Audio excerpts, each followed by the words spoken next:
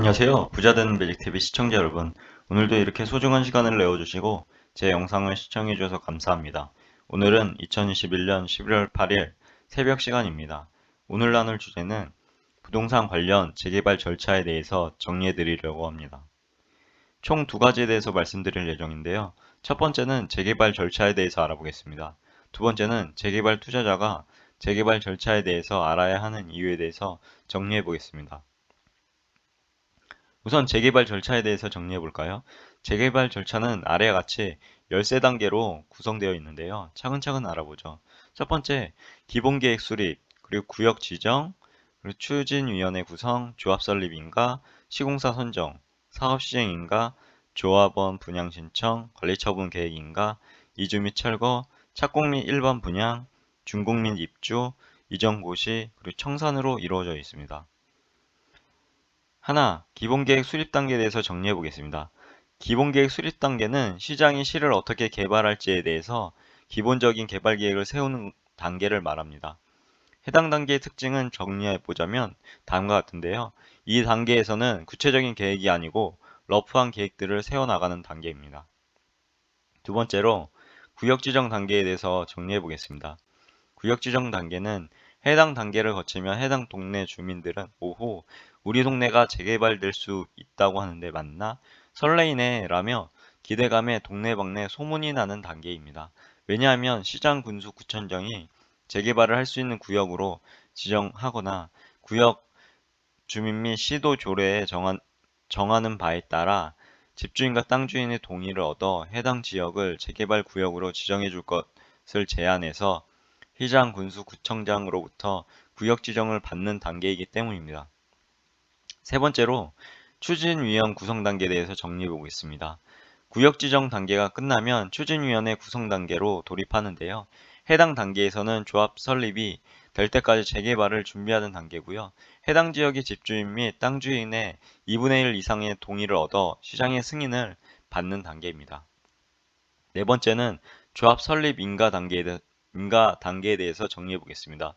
추진위원회 구성 단계 끝나면 조합 설립 인가 단계에 돌입하게 되는데요. 조합 설립 인가 단계에서 해당 지역의 집주인, 땅 주인 4분의 3 이상 및 토지 면적의 2분의 1 이상을 차지하는 토지 주인들에게 동의를 얻어서 시장에게 조합을 설립하겠다고 신청하고 인가를 받는 단계를 말합니다. 그리고 이전에 새로 지어질 아파트에 설계 및 아파트를 짓기 위해서 들어가는 철거 비용, 신축 비용, 계략적인 추가 분담금 등등에 대해서 집주인과 땅 주인에게 알려주는 단계이기도 합니다. 다섯 번째로 시공사 선정 단계에 대해서 알아보겠습니다.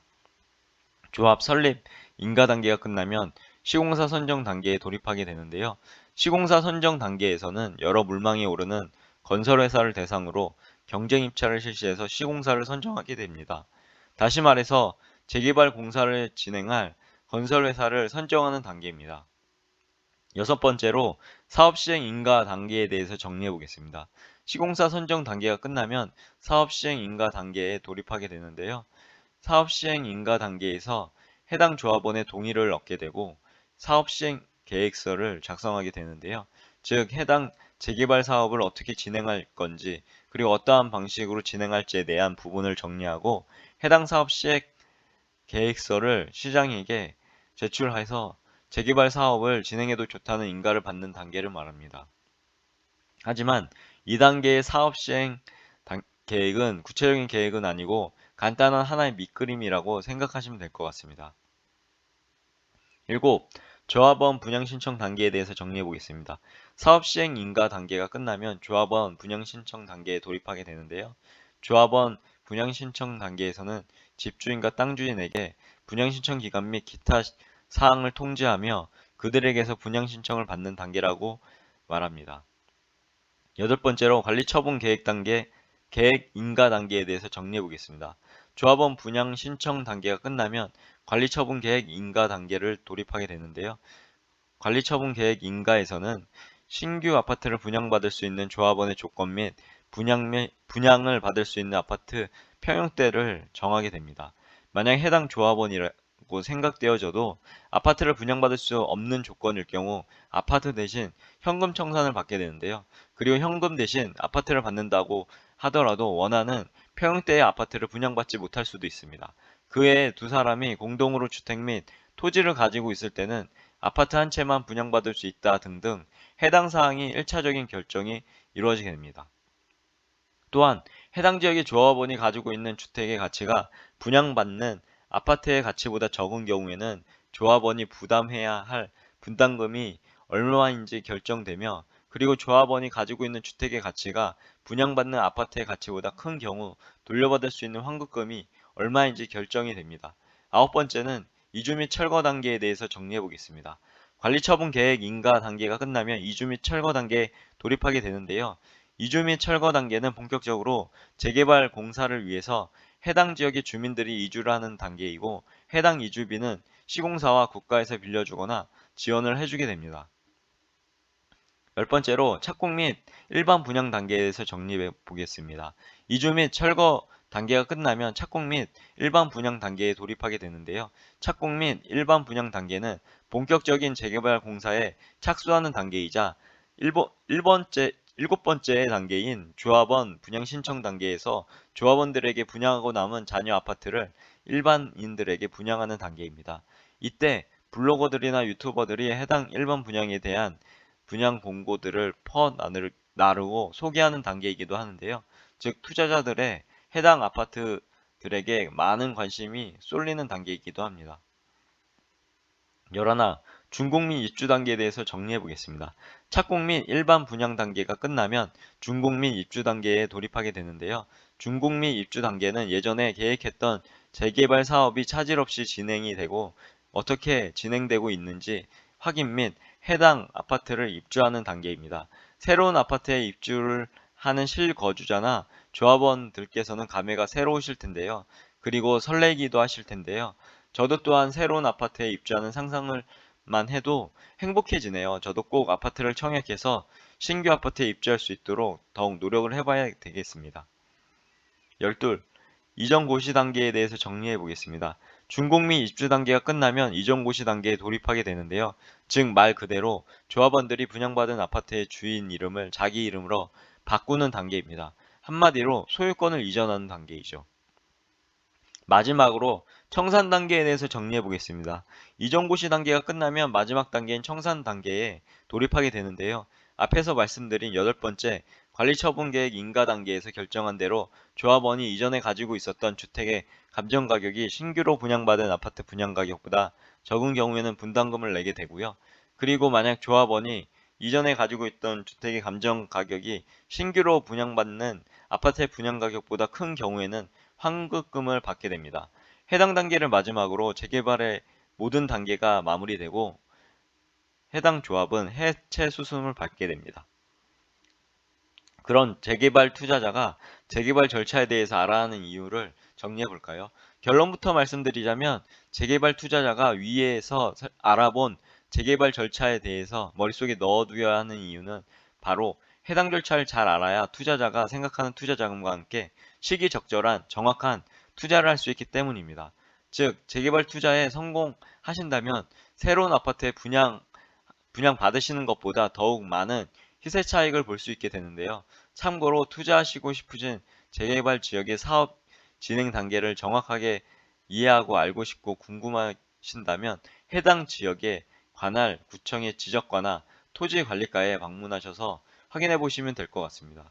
그럼 재개발 13단계 중에 어느 단계에서 투자자는 투자를 해야 될까요? 이 부분은 주관적인 요소가 많이 개입되는데요. 통상적으로 보자면 재개발 투자는 재개발이 최초 확정된 초기 단계인 구역 지정 이후에 하시면 가장 많은 시세 차익을 볼 수 있을 것이지만요. 투자자의 입장에선 반드시 해당 재개발 관련해서 조합원들의 화합이나 단합에 대해서 확인을 꼭 하셔야 합니다.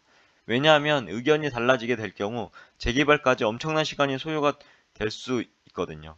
제 경험을 잠시 풀어보자면 왕십리 재개발 당시 병원이나 여러 이해단체의 조합원들과 단합이 되지 않아서 거의 10년 정도 시간이 소요되었던 경험이 있습니다.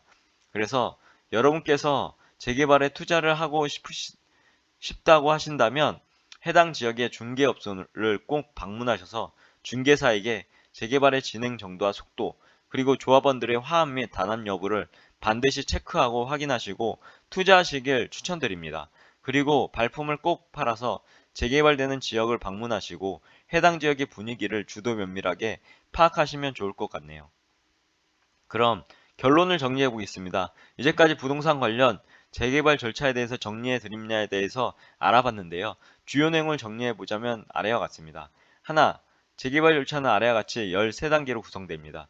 기본계획 수립, 구역 지정, 추진위원회 구성, 조합 설립 인가, 시공사 선정, 사업 시행 인가, 조합원 분양 신청, 관리처분 계획 인가, 이주 및 철거, 착공 및 일반 분양, 준공 및 입주, 이전고시 청산, 여러 단계가 있죠.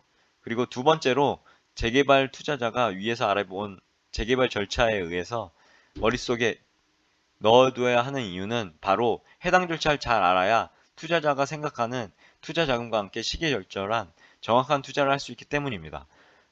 마지막으로 셋, 여러분께서 재개발에 투자를 하고 싶으시다고 하신다면 해당 지역의 중개업소를 꼭 방문하셔서 중개사에게 재개발의 진행 정도야 속도, 그리고 조합원들의 화합 및 단합 여부를 반드시 확인하시고 투자하시길 추천드립니다. 그리고 발품을 꼭 팔으셔서요. 재개발되는 지역을 방문하시고 해당 지역의 분위기를 주도 면밀하게 파악하시면 좋을 것 같네요. 오늘도 마지막까지 제 글과 영상을 끝까지 읽어주시고 시청해주셔서 진심으로 감사드리고 제 글과 영상이 조금이라도 여러분 각자의 삶을 살아가시는데 도움이 되셨길 기원합니다.